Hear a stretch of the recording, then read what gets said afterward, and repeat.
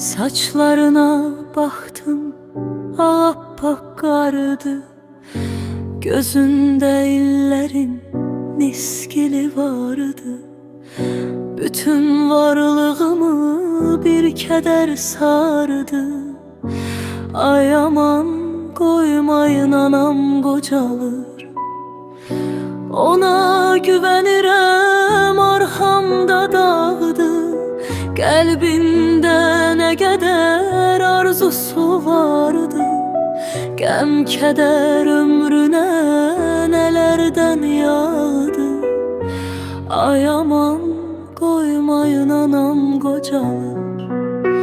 Sığınıp köksüne yattığım düne, gecəni gündüzə qatdığı düne, indi nəfəslərən indidin qələm.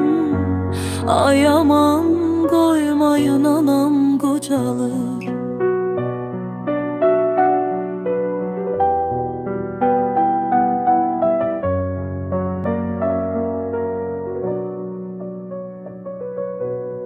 Ömründen ömrüme ömür çalayan, simurg tek oduma yanan qalanam. Saçındaki ah tük olam qaralam. Ay aman koymayın anam kocalır. Odur hayatımda olan qalanım. Onsuz neye lazım anasız anım. Qurban tek başına dönüm dolanım. Ay aman koymayın anam kocalır.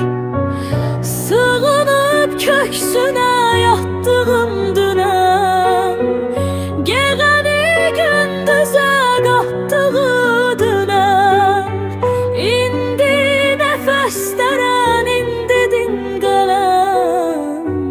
Ay aman koymayın anam kocalır. Sığınıp köksüne yattığım düne, gecəni gündüzə qatdığı düne, indi nəfəslərən indidin qələm. Ay aman koymayın anam kocalır. Ay aman koymayın anam kocalır.